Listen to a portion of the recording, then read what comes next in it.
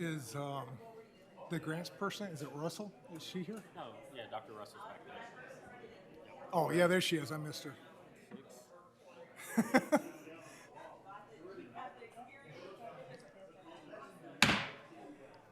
Welcome, everybody, to the July meeting of the Washington County Quorum Court Budget and Finance Committee. We'll get started tonight. First order is prayer and pledge, and J.P. Wilson has agreed to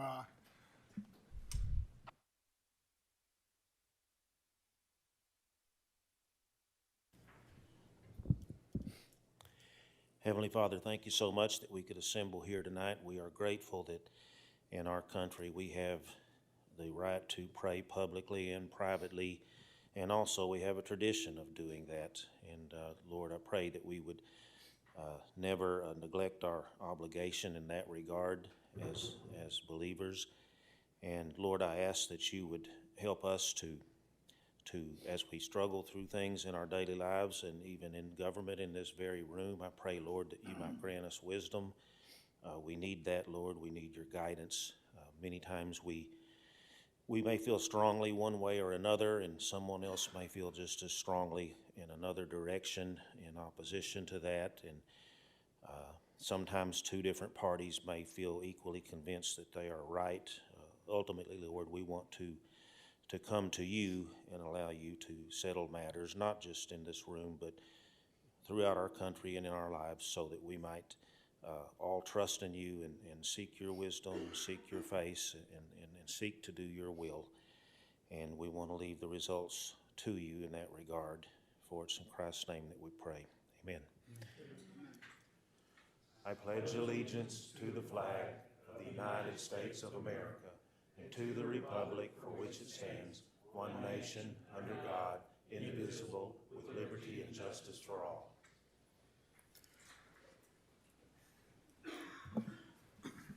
Thank you, J.P. Wilson. Next is the adoption of the agenda. J.P. Hires. Thank you, Chair. I'd like to make a motion at the request of J.P. Beth Koger to pull item number 13 off the agenda. Her daughter is ill and she's unable to be here tonight. Thank you. I have a motion to remove 13, given the absence of J.P. Koger. A second by J.P. Hires, a second by J.P. Lemming. All those in favor, aye. Aye. All opposed? That will be removed tonight. Thank you, J.P. Hires.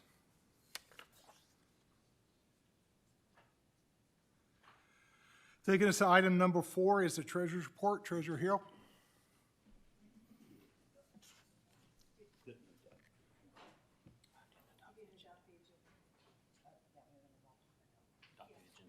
Oh, I'm sorry. Do I have a motion? Thank you, J.P. Rickers. I have a motion to adopt the amended agenda by J.P. Rickers, a second by J.P. Lopez. All in favor, say aye. Aye. All opposed? All right, thank you. Appreciate the punch. Treasurer Hill.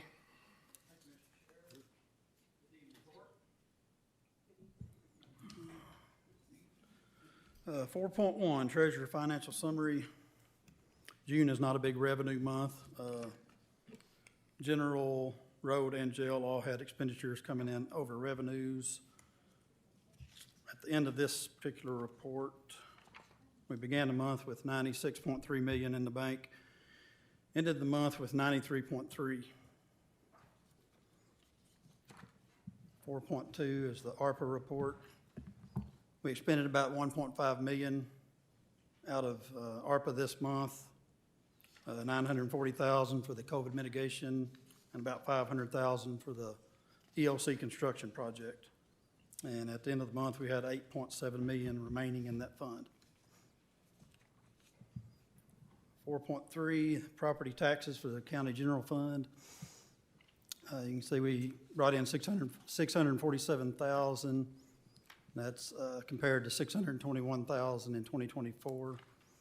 And for the first 3 months, the collections are up 9.13% over 2024. 4.4, the 1 cent sales tax. 933,000 came in. That's a 4.3% increase over this time last year. And for the year, For 2025, so far, it's 5.8% up. Finally, 4.5, the quarter cent jail tax, 1.4 million came in, 5.6 over this time last year, and through 6 months, we have 549,000 above 2024. And that's all I have. Any questions for Treasurer Hill? Thank you, sir. Thank you. Item 5 is the employee's insurance report. Mr. Angel?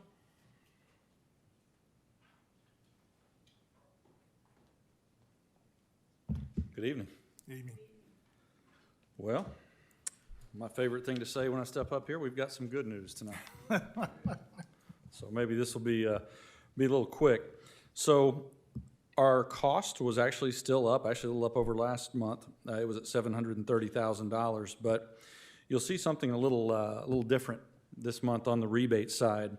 You'll see we were credited a flat $40,000 and then got a fairly substantial RX rebate, as we're accustomed to, of $233,000. So what those two rebates basically did, and I'll explain the $40,000 in a minute, but basically what that did is it brought our actual spend down to $457,000. Since we funded at $594, we actually ended up in the black this last month's $137,000. So anytime we're heading in the right direction by 6 figures, we're doing pretty well. So the more months we can do that, the easier this gets as we get toward the end of the year. And quite candidly, we're still having these high claims, so these are kind of some worst case scenarios that we're hitting right now, because at some point, if it gets any worse, the stop loss picks it up. So I think Paul did a great job budgeting this for accuracy, and I don't know if it's real wood or not, but it seems like we're doing pretty well and heading in the right direction. So to give you guys a little more information on that flat 40, you may recall we renegotiated our PBM, Pharmacy Benefit Manager contract, coming into this year. They gave us a reprice, they gave us some slightly better rebates, but they also guaranteed us by the middle of the year we would get a $40,000 credit if we renewed with them and didn't move it. So that's what that additional $40,000 was. That was the PBM kind of sweetening the pot a little bit more. So drugs are still expensive, but we try to claw back as much of that money as we can through rebates and credits and things like that. So that's pretty much all I've got. I'm just happy to give you guys some good news. Great. Any questions for Mr. Angel? Thank, Yes, ma'am. thank you, sir. Thank you all. Item 6 is the Comptroller's report. Comptroller Sherman? I know I made Angel nervous when I changed things up this year. It's coming out good. We're halfway through the year, so this is just showing every department where they are. I don't see anything that's sticking out percentage-wise, and I'll talk a little bit more in detail with the talking paper about specific funds that I watch, the bigger funds on that talking paper in a little bit here after we cover. Is there any questions on just where we are on these operations? So the next report is the unappropriated reserve balance. We're looking good there, 2.5 million in general fund for unappropriated reserves.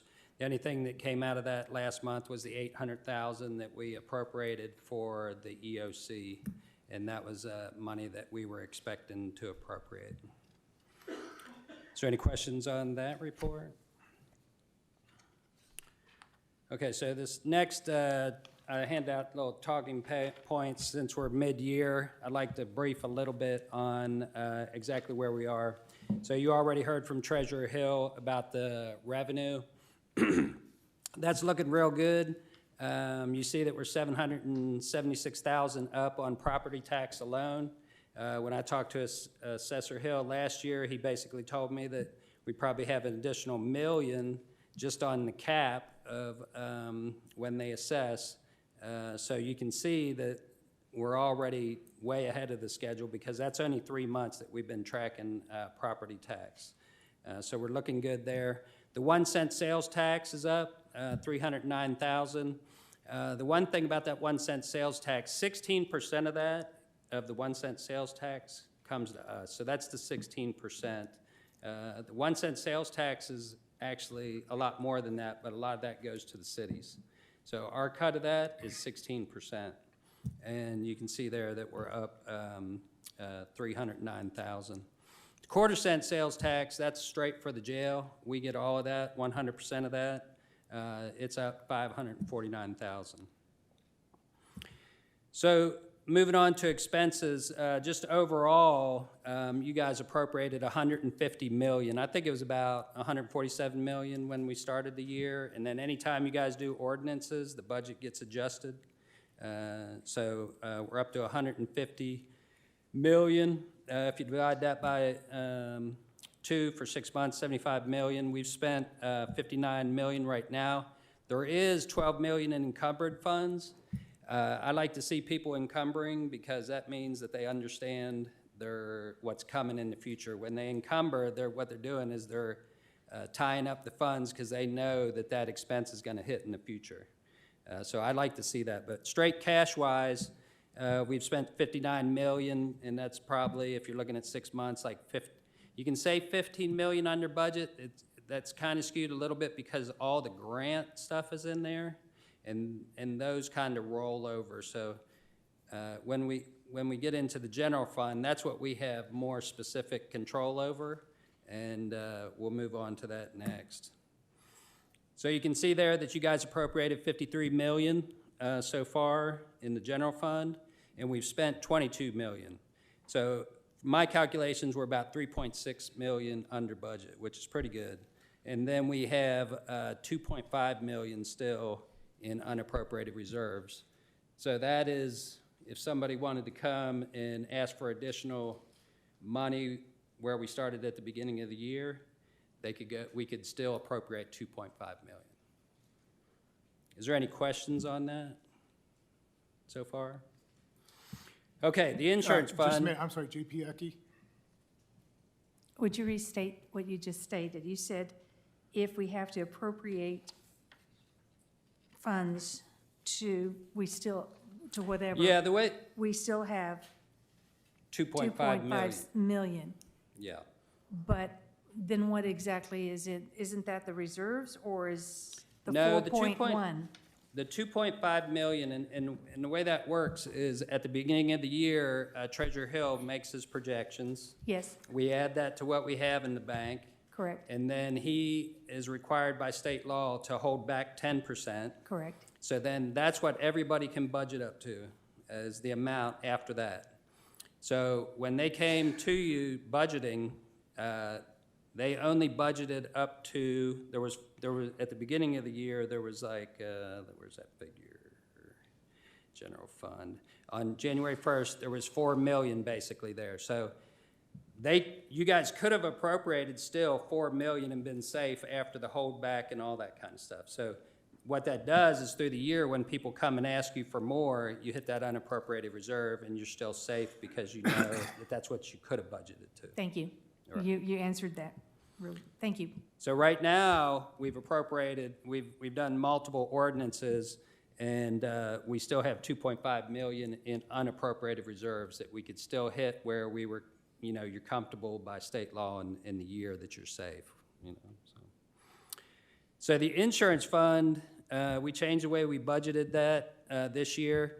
We budgeted 9 million, and really, most of that, though, comes out of other funds. We pay $832 a month per person that takes the insurance, and then those people pay premiums too out of their salaries. So the majority of that money actually flows from the budget into that 9 million.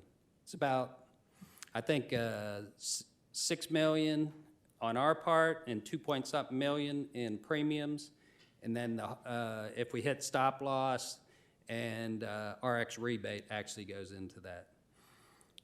So they have changed some things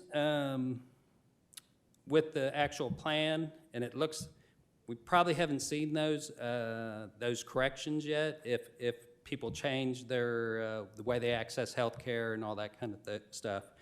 But at that 9 million, we are sitting right at 50% right now, halfway through the year. And we don't have much unappropriated reserve there, but you heard Mr. Angel, hopefully things are coming back in the right direction. And the way we fund that now is we fund it every single payroll. So like tomorrow, there's going to be $316,000 that moves to the fund. The fund is below $1 million. When I originally got here, the fund was $3 million. And we tried to reduce that a little bit because there's no need to hold $3 million if you're putting funds into it constantly. I know I made Mr. Angel nervous as he saw it shrinking, but it seems to be working. But I will say we're right at 50%, so it does kind of make me paranoid if we have a real heavy claims in the second half of the year. Hopefully we won't get in a scenario we'll have to bail it out. We do have stop-loss insurance, though, so then if stop-loss insurance would kick in, you know, we would get that money back next year. But the catch-22 about stop-loss is if it kicks in, your premium also kicks in the following year. They're gonna raise their premium. I mean, that's just the insurance world. So this is an account that I watch closely and understand the healthcare world. I have a master's in health administration, so there could be a time later that I come back and we might have to bail that account out a little bit, but we'll see. We'll see what happens with the claims. Is there any questions on the healthcare fund? JP Lenning? How many employees is on the healthcare right now? Oh, I would have to do the math. I could do the math if I, but I'm not Just exactly text me sure. tomorrow, please. Okay. Thank yeah, you. yeah, yeah. I know there's like 625 total full-time employees, but I don't know how many of those take health insurance. But I can do the math with the, knowing the dollars that we're putting in there. The next big mission that I think is one of the big missions of the county is the roads. You originally appropriated $16.7 million. So far, they've spent 7.8. So they're a little bit under budget of that 800,000 if you would divide that 16 by 2. Or excuse me, misspoke there. They have 800,000 in encumbered funds, which is expenses that they see coming in the future. So they're under budget about 5,000. They have unappropriated reserves of 952,000. So they have not come back and asked for any more money this year. They just budgeted up to the point where they still had 552,000 that they could come back and ask for. Is there any questions on that one? So the next big mission of the county that I follow is jail operations and maintenance. So just the jails, all their money in general. Appropriated $29.1 million, divided by 2, 6 months would be 17.5 million. So far, they spent 12.5 million, and they're pretty good at encumbering funds, so they have 4.3 million encumbered, under budget of 4.9 million. They do have a very small unappropriated reserve, in my opinion. If they needed 152,000, the only thing that I do know is, remember on our personnel money, there was a lot of vacancies in the jail. There was 40 when I got here, and we did the concept of we'll do unfunded requirements. So they still have those FTEs on the books, but not funding next to them, and I think we took off 20. So, but they still have multiple vacancies in the jail. So if they have a big project in the future, what we'll do is we'll do a payroll sweep, and we'll just bring back some of the personnel money, put it back in unappropriated reserves, and then you can, fund whatever if you see fit, you could appropriate money to fund what they're requesting. Liquid assets, we have all sorts of other assets, buildings. I think this year we insured $160 million in property for our property insurance. But as far as liquid assets, that general reserve fund is a true savings account. That is 14.6 million that's sitting there, that is basically whatever you want to call it. That's the rainy day fund, that's true savings that sits there. We draw interest on that. So I think I could do the calculation, but when we discussed it before, it said to maintain 60 days of reserve in the bank, and I think that's close to 60, if you would look at what we're spending per month, you know. So I think, yeah. Is there any questions on that? Then liabilities, we have the biggest debt that, really the only true debt that I think that we have is when we did Johnson Controls back in 2019. The original debt was $8 million, 3.17%. That's a 20-year debt, and right now we have 6.4 million remaining in principal, of 1.6 in interest, so the total payment's still of 8.1 million. The solar field was included in that. They put some stuff in the buildings to try for efficiency. I think there is a buyout like in that where you can pay it off early to avoid some of the interest, but that will be a discussion for a later date if you want. And then, of course, we do have leases at the road department for equipment and all those kind of things. They're a little bit shorter. They're 5-year leases, and they're also things that you can point at and say, this is what you got for that. So in my opinion, county is still financially strong. So is there any questions? J.P. Lennon?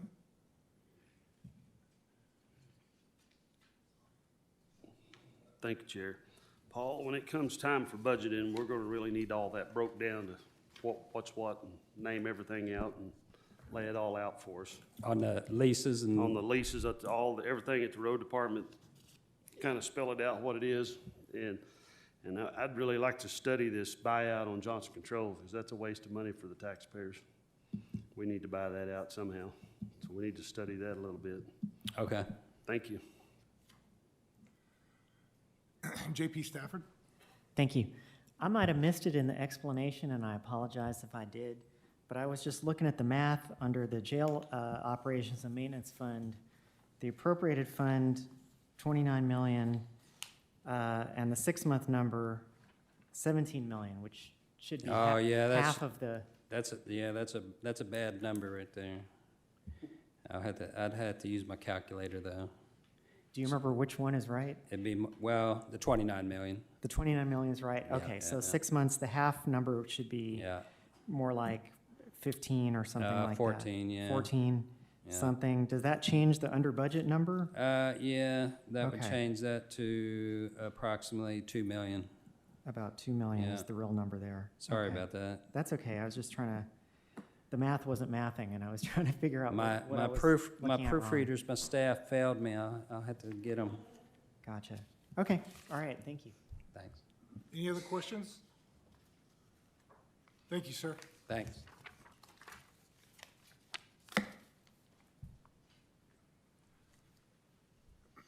So the next item we have is item 7. It's an ordinance amending the assessor's budget for 2025 to provide for the professional development recognition payments. Assessor Russell, do you want to address this? Sure. This is just the state is paying, the state used to pay, back in 1987, they created a professional development program for appraisers in the state. And so if you got your level 4 appraiser or a special designation, the state wanted to encourage that, so they've been paying $500 for level 4, $1,000 for special designations. We have several people in the assessor's office that have their level 4 special designations, and so the state used to pay them directly. And then in 2023, the legislature decided that they wanted to go to the county, and then so instead of paying them directly, the state pays the county for these people who have these professional designations, and then they receive it that way. So it's just money coming through the county.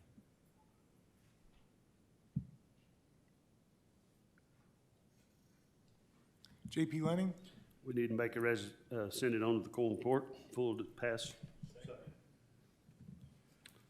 Okay, thank you.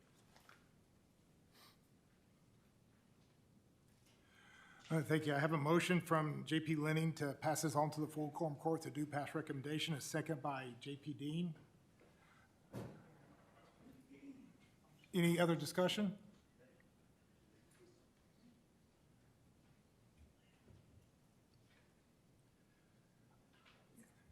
Public comment on item 7? Okay, seeing none, I have a motion to pass this on to the full quorum court to do pass recommendation by JP Lenning, second by JP Dean. All those in favor, aye? Aye. All those opposed? That passes.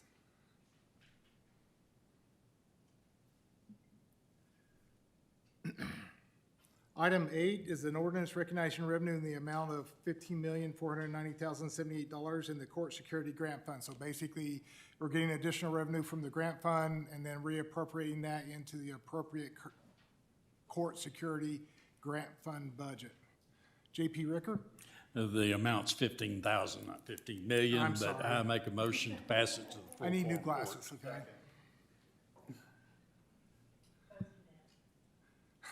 Fuzzy brain.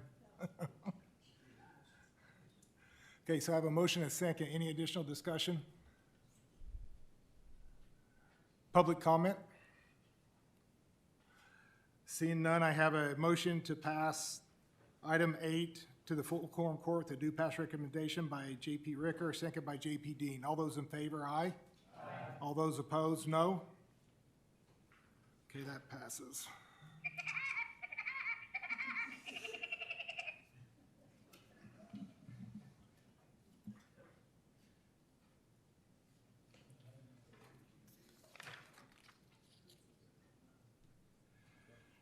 Item 9 is an ordinance amending the AOC Juvenile Court Division III Grant Fund for 2025.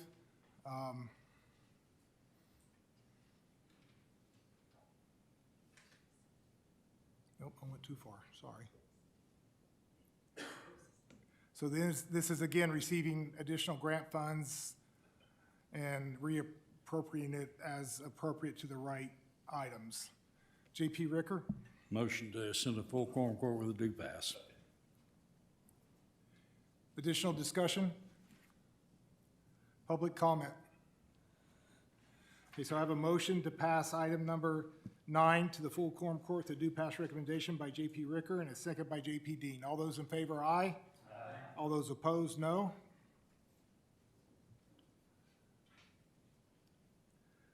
Item 10 is an ordinance amending the prosecuting attorney's budget for 2025. Thank you, sir. Good evening, Justices. Do I need to press a button? No, you can hear me. Let me begin by saying I'm not actually asking for any money with this ordinance. I'm asking you to take money from me and then give it back to me in my budget. If you'll remember the very first quorum court meeting where I gave the hot check report, I reported that we paid for our cell phones out of that fund. I also reported that it was unsustainable beyond this year. I spent the first couple of months that I was in office shopping for a cheaper cell phone plan, essentially, and I changed our carrier over from AT&T to Verizon on the county's plan. It worked best fiscally to go ahead and start paying for it through the comptroller's office. So we've been paying for this through my budget at a deficit for the last 3 months or so. I want my hot check fund to continue to pay the cell phone bill for the rest of the year. That's what these funds are. I'd like to take $4,500 out of my hot check fund, transfer it to the treasurer's office, and then this ordinance appropriates my budget to pay for our cell phones for the rest of the year. So literally taking money out of one pocket and putting it in the other pocket. Thank you. I was trying to work that out. I appreciate that. JP Ecke? Thank you, Mr. Chairman. I'd like to make a motion that we pass this on to the full quorum court with the due pass recommendation.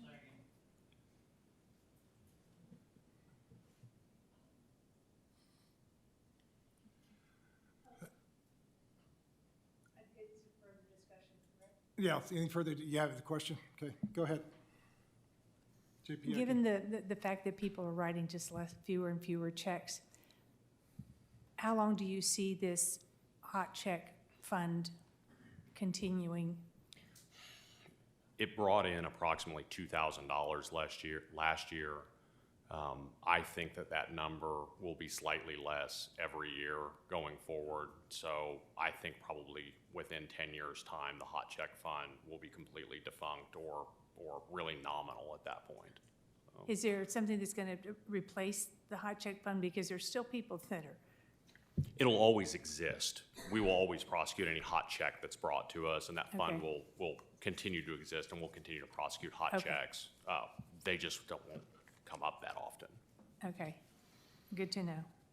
I would encourage people to go back to writing paper checks and bring us their hot checks, actually. Thank you. You're welcome. Any other discussion? Thank you, sir. Public comment?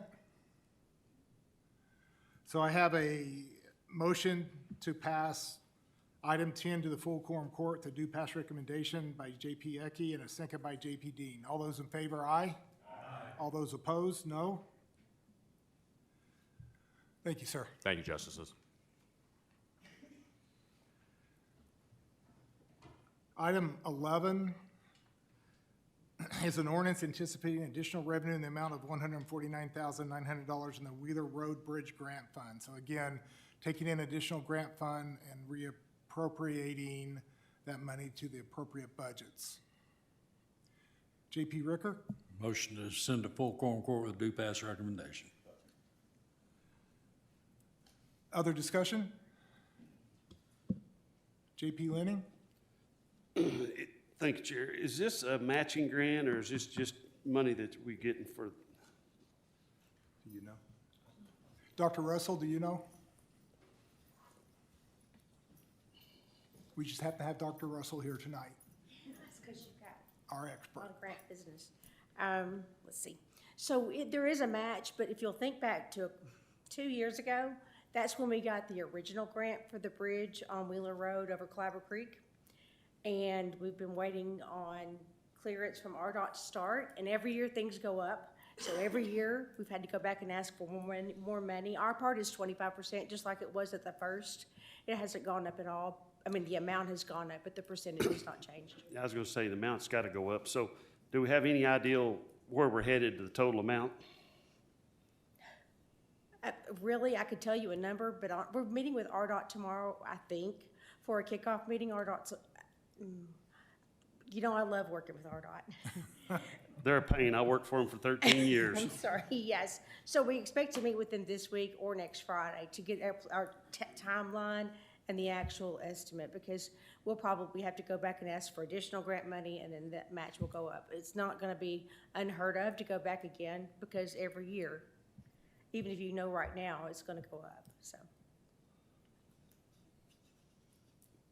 Get us some numbers, please. I will. Anything else about Wheeler Road? Other discussion? Thank you, ma'am. Public comment? So I have a motion to pass item 11 on to the full quorum court to do pass recommendation by J.P. Ricker, second by J.P. Dean. All those in favor, aye? Aye. All those opposed? That passes. Item 12 is an ordinance amending the county attorney budget for 2025.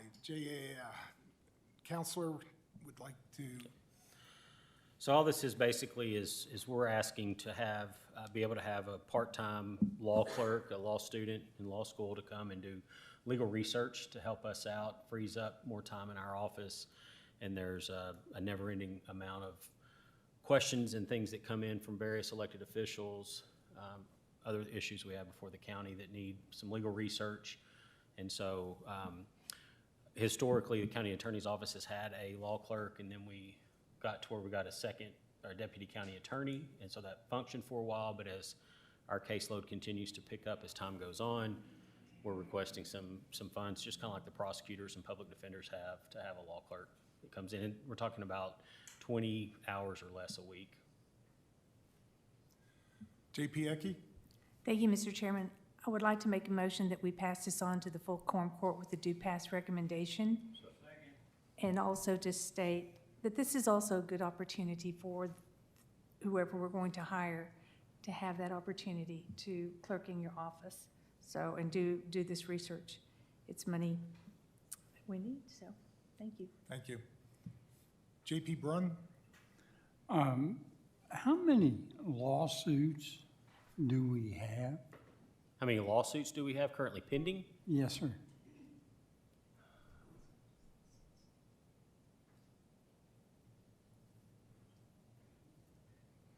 Probably around a dozen, Okay. maybe Well, more. that's not I that really bad. don't know. I mean, I couldn't say. There's lawsuits, and we also have things that are like, they're not really us involved necessarily, but county court has Gotcha. things that come up as well. So, I mean, I just kind of lump all that together. I mean, with that, we're looking, I don't have a number. I can get you a number if you'd like one. No, on my email, but there's if quite a it's few. that low, I'm not worried about it. Yeah. It's, you know, if it was 50, 60, then I'd kind of question, but yeah, it sounds Well, to me but like that it's also, and reasonable. granted, this doesn't really, it's not my office, but that doesn't take into account any of the 1983 lawsuits that are filed against the sheriff's office and the jail, because that's all handled through the risk management fund. Yeah. How many of those do we have, the lawsuits? Let's assume the 12. How many of those do we have where we have other attorneys actually paid to do the lawsuit? I think we only have one right now. Oh, that's real good. Okay. Yeah, that's the federal case, the federal lawsuit. Yeah, Okay, thank you. you're welcome. JP Stafford? Thank you, Chair. I should have thought to ask this ahead of time, but just to compare apples to apples, do we know what the staffing is in Benton County and Pulaski County, since they're counties of similar size? So Benton County contracts out their county attorney work. They don't have a full-time county attorney. Okay. Pulaski County has 9 full-time county attorneys. 9, wow, okay. And then complete support staff, paralegals, and Yeah. secretaries and things like that. Yeah, okay, all right, thank you. You're welcome. Any other discussion? Public comment? So I have a motion to pass item 12 onto the full quorum court, the due pass recommendation by JP Ecke and a second by JP Dean. All those in favor, aye? Aye. All those opposed? Item 13 is removed due to JP's absence. Item 14, a resolution authorizing the Washington County Judge to apply for a grant on behalf of Washington County. I find it interesting. I got some emails, I think we all got an email or two on this, and was wrong. Their reason to oppose this was totally wrong. My understanding has nothing to do with this. Looks to be due to some misinformation being publicized into the public about this, was totally incorrect. So what I'd like to make sure we do is, Dr. Russell, can you come up and help us understand what the correct, or Judge, sorry, okay. What the correct situation is?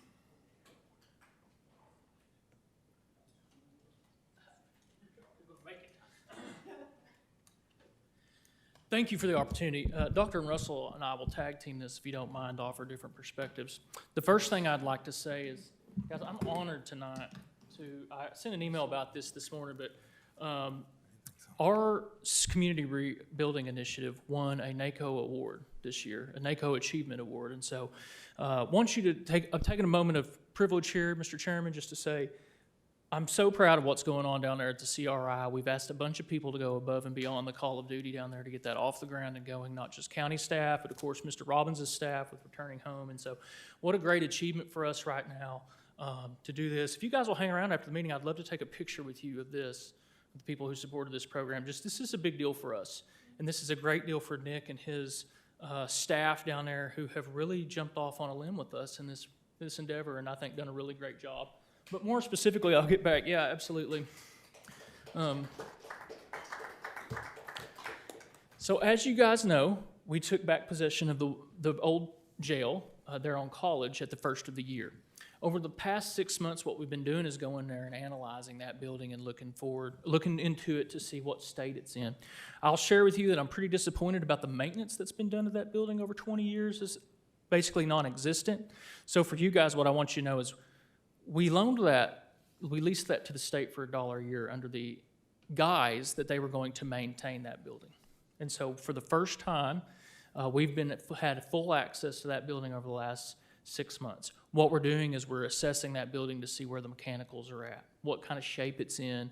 At the end of the day, that's a public asset, and we want to know where we're at. We've been going through it. I have some good news to report. Astonishingly, they say the HVAC system is very strong. A lot of those units are the original, which I find pretty interesting. We were also very worried about the plumbing in that building, but now that plumbing has all been scoped, and we think it's in pretty good shape. The next endeavor we need to do is we need to look at the electrical system in that building. We know that there's issues with the electrical system for no other reason than it's 20 years old and there's been a lot of advancements. So there's some improvements we need to make there. We're assessing that right now to come up with what that looks like. Basically quotes of what kind of damage you want, or whatever word you want to say that we're looking at there. So that brings us to this point in time. Mr. Chairman, I really appreciate your comments. There's been a lot of defining what this building is without anybody ever asking my office anything. Here's where we're at. We've promised, and we're very dedicated to expanding CRI to a women's program. We've always known that that old jail building was the key to that, just from a physical space standpoint. Dr. Russell will come up and speak specifics about this grant and answer any questions, but what I want to do is speak about the success that we've had CRI. We are now at capacity in that building for the first time in a long time. What that means is we're learning lessons that we would have never learned with it not being at capacity. And so keep in mind that before that was put through several iterations of use here at the county. But when it was the CSU, we know that even though it broke our hearts, that was severely underutilized asset. They never were at capacity. In fact, there was 5 or few people there at any given time ever. What we're running into now are logistical issues with capacity. One of those is laundry and food prep. And so what we do is we look at this new building, and that's why we wanted to apply for this grant to modernize and update specifically the laundry and then also the kitchen area of that facility. What we're planning towards and what we see in the future is that facility might logistically support both facilities with this expanded kitchen and laundry. And of course, that way we can pick up a lot of economies of scale, serving those two populations together there. We still talk about, we want to move the men to the larger space eventually. That's currently the plan. This is a very fluid situation, hope you know, and incorporate the women's program in what is now the CRI building. And we want to have the support of that bigger building and its logistics to support both. I hope that makes sense. We're running into some logistical things about having 30 family members down there doing laundry all at once or needing to eat all at once. And so this bigger facility will, of course, support that. The other thing where we're headed is we're told either whatever grant you're going to explore, but specifically in the federal level programming with all the grants that are changing, we're told that as those change, what you'll need is an economic development component for those grants. That's where the federal administration really wants to focus. We see a lot of opportunity in that with CRI. One of the big things we wanted to do is do job skills training and make sure these people had economic opportunities when they left our care. And that's another thing that we've been exploring. I want to say that CEO Robbins has been meeting with a lot of nonprofit groups that might be interested in coming in and using this part of that larger facility to do job training of specific types. Once again, there's nothing formulated here yet. These are all daydream conversations, if I can use that term with you guys. But some of the things that have been talked about are hydraulics repair. Any kind of food prep or kitchen certifications are very popular. They're usually very short term to get, and then the jobs are plentiful, so we see that. But even more than that, we're trying to partner with some of our larger employers in the area to see what job skills they might want to see for their job training. All that to say, the other big component of this grant, if we were to get it, is to join those two facilities. The old prison is separated from the CSU building by that yard. There's a yard in between it, and if you haven't seen it, we'd love to show it to you. But what we need to do is we want to have access between those buildings where you don't have to go outside. It would be secured to move populations back and forth in case they had to do job skills training in one building, or does that make sense? So that we move back and forth. Right now, you would have to unsecure them, take them out of a secured building and transport them around to the front of that. You can understand the cost and just the frustration and the potential danger in that. So that's what this grant's going to cover. That's where our plans are. I have had no discussions with anyone else, any other agencies or any other governmental entities about the use of that building. Because, for no other reason, it is not ready right now for anybody to be in that facility. And I'll finish by saying, it's quite alarming to me that the state was using that facility in the shape it's in. And with that, I'm going to turn it over to Dr. Russell and let her explain some more specifics of the grant, but that was the plan. Can you remind us what is capacity? So 30 individuals at the CRI building right now. We think we could have 70 in the larger facility. And the only reason I'm moving that number around is depending on what kind of usage that we could get from an outside service provider to do job skills training. We would eat up some of the floor space of this this facility with that job skills training, but we think that that would be much more a good use of the highest and best use of that floor space. What I'll also say is we're not going to use that as a jail anytime soon for no other reason than I have no cell doors. So any other people that are concerned about incarceration or something, can we please leave that alone for just a second? This building is not ready to do anything in it. And that's what we're getting as the answers for you, ladies and gentlemen, to come back and present this. Hopefully this grant's successful. This grant would do a lot to expanding and putting fuel on this CRI fire, which is now a nationally recognized program. So just clarification, 30 currently in the CRI. Can Correct. we add 70 in the bigger building, so a total of 100 will be the Yes. capacity at that time? Okay, thank you. That was your, okay.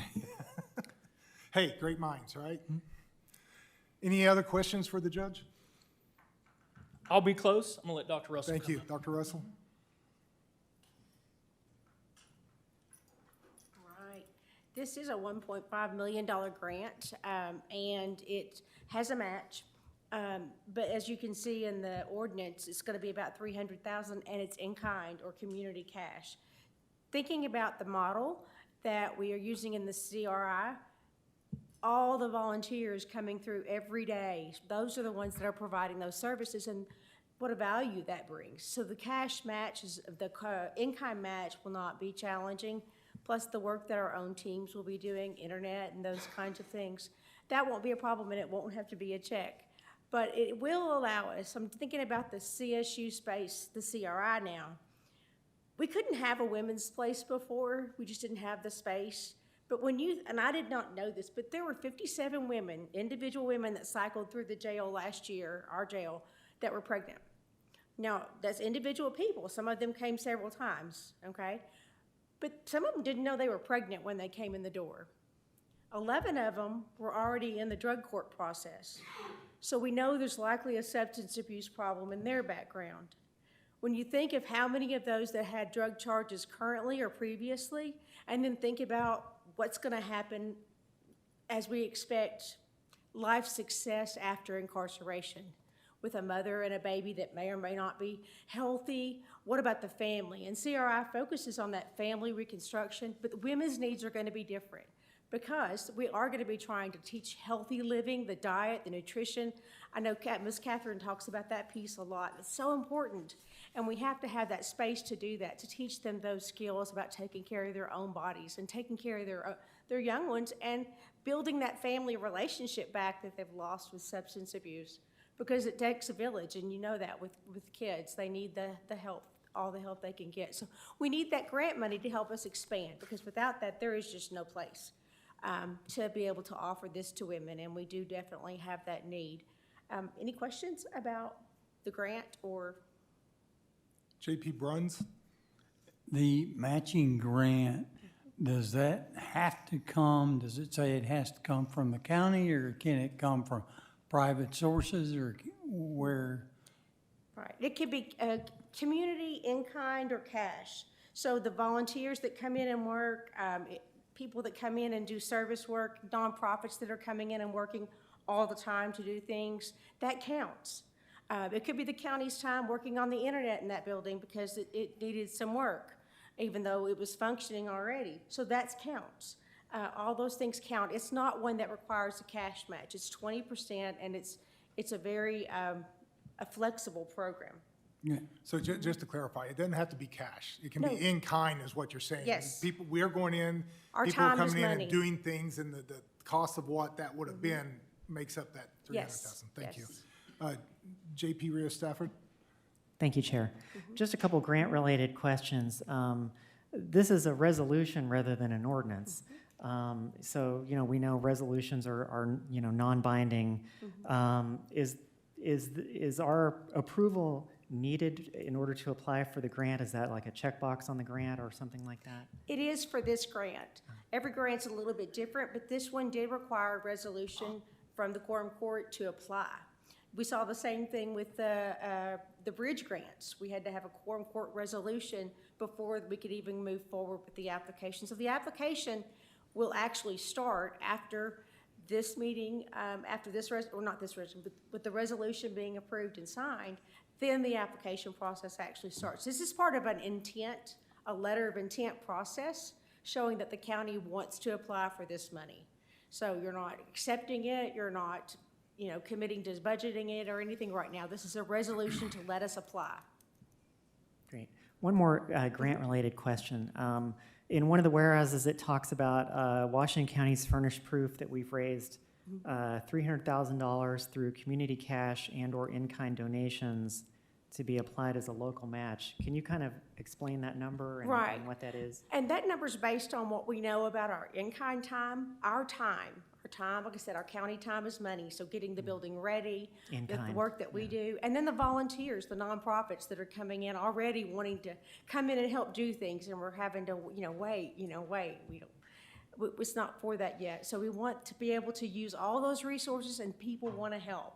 This is something that our community really gets behind, and you know that, especially when we're talking about now allowing us to serve women too. So that will count. We've kind of drawn out a rough budget for that. It's not in concrete at all, but that will be where that will come from. Okay, thank you. And then I also have a question for the judge. Frugality is a big part of this for us. Our goal is that the county would not have to expend an actual cash dollar to support this. And we, as Dr. Russell said, we're very comfortable that we'll meet these in-kind contributions through our community support. Okay. If the CRI program expands into both facilities, do we know roughly what the annual operating cost would be to run this program? $1 million a year. Okay. Yep. We're looking for other sources to support this program, other grant sources, and having some luck there. But once again, we need to get this. One of the main goals we have right now is to secure a multi-year funding grant so that we could really prove this out. But that's our goal right now. We hope to have something to report back to you guys pretty soon to see we're running all of our traps, if you will, right now to see what's possible and what's very coming forth. Another thing we might do, and I'll just use this moment, we might be asking you guys for letters of support to support the grant at some point. If you will help us with that, we'll help draft letters if you want to, but it shows a lot more power and a lot more support of the grant application if we can have support from our elected officials, especially those that hold the power of the purse, to say, hey, we are interested in this enough to pursue it. Okay. And, to me, this is not a surprise because it's been in the news, there's a Dim Gazette article I saw all the way back in January that talked about the plans for the old jail, which this mentioned exactly what we're talking about today. Is there a timeline we have in mind for moving into Yes. this facility? 1/1/26. If we move forward with this? January 1st, 2026? We hope. Okay. We hope and we're praying, and that's a very aggressive timeline.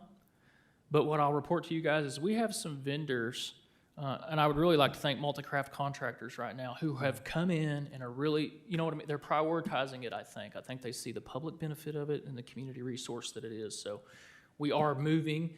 That deadline, while it is aggressive, has not moved off the horizon yet. We are very excited, and we know we need a women's program. And lastly, I just wanted to say congratulations on the award. You mentioned NACO. I think the public's not always familiar with acronyms. It's the National Association of Counties. It's a national award. Yes. So. You don't have to congratulate me. I want to congratulate our fine county staff. Nick Robbins' staff, and I also want to congratulate you, ladies and gentlemen, because you saw the future in this and helped support us, and I want to thank you so much for that. And Mr. Chairman, Thank you. Any more questions? I don't want to cut anybody off. Yes, sir? Now, I want you to sit down so you have to come, no, I'm kidding. J.P. Ricker. The estimate of $1 million a year to operate that, does that include the sheriff's office staffing there?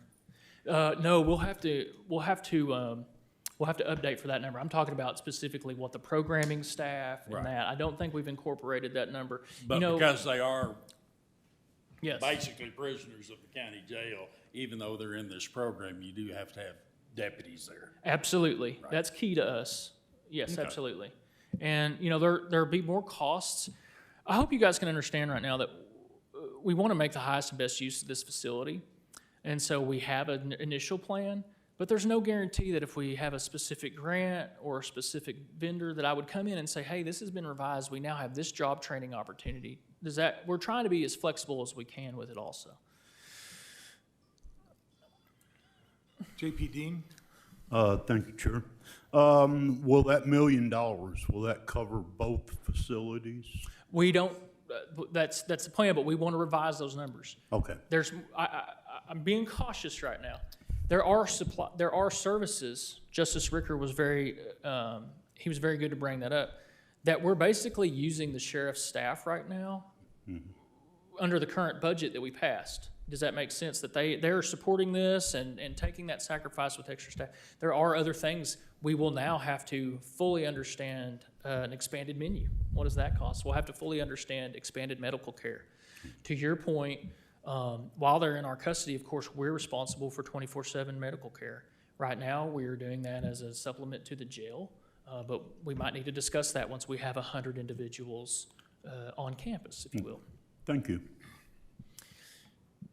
Mr. Chairman, if you'll let me wrap up, or if there's any other questions, I want to just say one thing that I'm excited about. It's hard to make public policy decisions off of emotion, and I'm not a fan of it, but I just want to share something with you guys. I try to touch base with Nick Robbins very, very often, just to get updates and stuff. And he shared with me the other day that they were interviewing some new staff. And he said that this interviewee was shocked because he said, okay, I'm going to go get some of the guys and bring them in here. And the guy, he's like, the guys? Yes, the residents of CRI got to come in and talk to that gentleman while they were interviewing. And one of the gentlemen Nick shared with me was a bigger guy, looked kind of gruff, somebody that you might judge a book by the cover and think that they're pretty tough, pretty strong. He's one of our residents down there, and he asked the interviewee, would you protect me? And the interviewee thought that was a really funny question, because this is a big guy. He looked like he could handle himself. So what do you mean by that? And he said, will you protect me from my bad decisions? Will you protect me from my trauma? Will you protect me from my bad past? And what Nick said to me is, he said, we talk about restoring these men to fathers. They needed fathers. That's really what they needed, was fathers. And so what I leave you with now is the possibility that we're restoring families, we're returning fathers, and we're healing trauma. What could we do with mothers? Mothers will save this world. I'm a true believer of that. And I'm ready to invite mothers and women into this program and try to change their future also. Thank you, Mr. Chair. Thank you, Judge. Thank you, Dr. Russell. I mean, again, I think it's obvious it's a good plan. What we're doing is not just adding beds, which is what was out there in the public. It's a little frustrating that people publish incorrect information and misinformation to the public that causes concern, et cetera. And I really wish that would stop by those that are doing it. It does nothing but go against what we're trying to do here in the county to make the county better and serve our county citizens. I still need a motion, folks. Make a motion.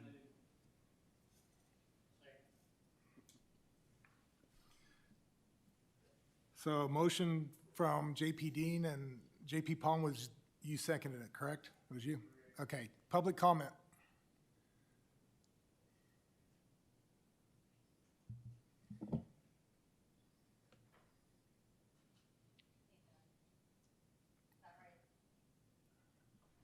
No, is that good? Okay, I know it had to turn color, so, okay, thank you. Sarah Moore. I'm the Executive Director of the Arkansas Justice Reform Coalition. I live in the city of Fayetteville. I really think that we need to be having a conversation about, we have finite resources within the county. And the expansion, when we look at putting more people that are in a jail setting, is that we are adding jail beds. And it does, thank you, that JP Ricker talked about the additional operating costs, because those are there. And so we're already incurring in the CRI 30 beds, $1 million that's costing. And yes, grant funds sometimes do cover it, but they're not guaranteed. My concern is that you have seen a spend of over $100,000 for a report on the building that has not been fully completed. We don't have the total all-in capital cost potentially what might have to happen on this particular building. Additionally, it fronts to College Avenue and some of the most sought-after real estate in all of Northwest Arkansas. There is the possibility through this grant and other programs for redevelopment, economic development, to look at ways that we could be generating revenue for the city, for the county, where we could be in collaboration and partnership with the city of Fayetteville, with the millions of dollars that they poured into the 71 corridor for infrastructure improvements, for transit improvements.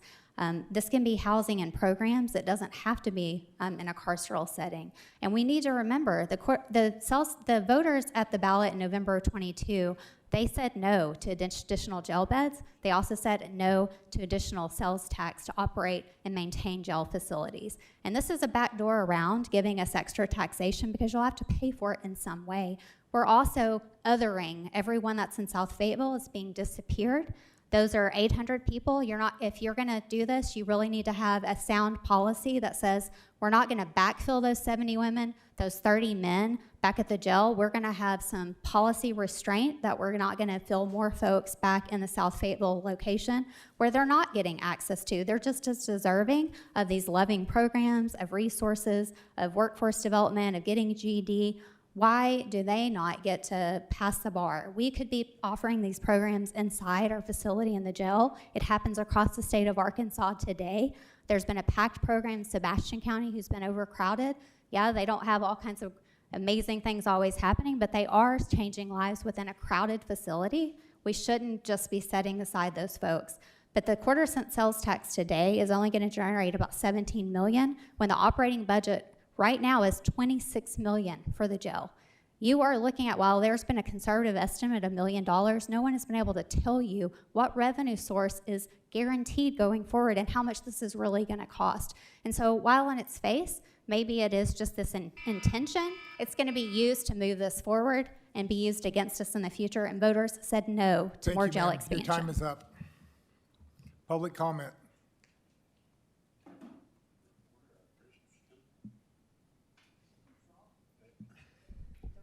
Hello, my name is Edward Carsus. I live in Fayetteville, Washington County, actually just outside the city limits. In addition to what Ms. Moore said, I was curious, oh, it's on this side. The $300,000 in kind, first of all, is that a year that we have to provide $300,000? Commit to that? We haven't done that yet. But if it's a year, can we do that in a year? We're going to get in-kind investments of $300,000 within 1 year, or less than that maybe, because we're talking about opening up the jail facility the first of next year. So that could be an additional issue of monetary burden on the county. Thank you. Thank you, sir. Public comment. So I have a motion to pass item 14 on to the full quorum court, the due pass recommendation by J.P. Dean and seconded by J.P. Pond. All those in favor, aye? Aye. All those opposed? Okay, that passes.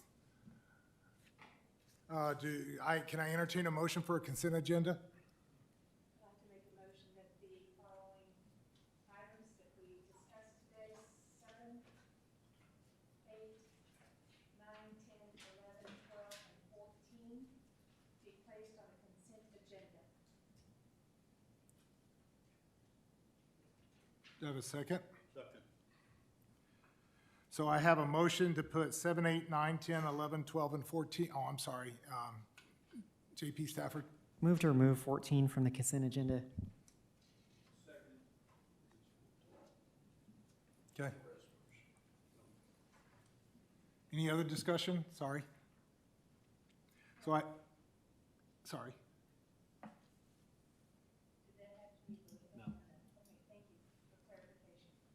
So I have a motion to place 7, 8, 9, 10, 11, and 12 on the consent agenda for the quorum court on next Thursday.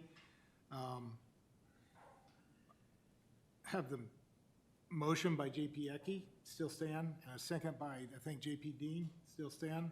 All those in favor? Aye. All those opposed? Okay, we have consent agenda.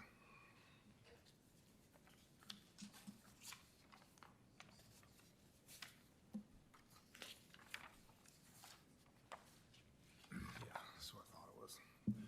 So the next item we have is the citizen comment period, 3 minutes per person with a total of 12. Citizen comment?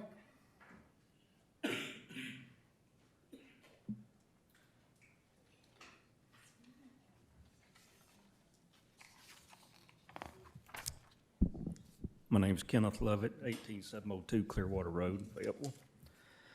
I believe there's a misunderstanding of my concerns with the waste management landfill. I just want to clarify some things.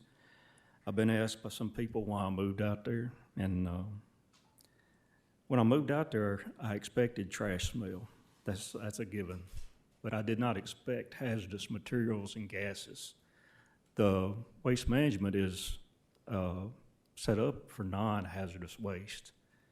But hazardous waste goes in there every day. Paint cans, paint thinner, construction waste, you name it, it's in there. Clorox, anything that's hazardous is in there. These hazards are blending with all this stuff that's in the ground and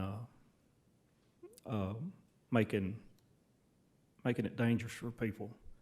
If you yourself was affected physically, would it not be important to you to make something happen? I realize ADQ is the contact people, the people that's supposed to be regulating, but they're not regulating. They don't have enough regulations, legislation to cover what's needed.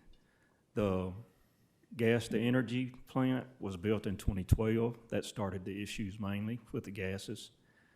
The RNG plant was built in 2023, and there's nobody tests for air unless it's asked specifically to be done.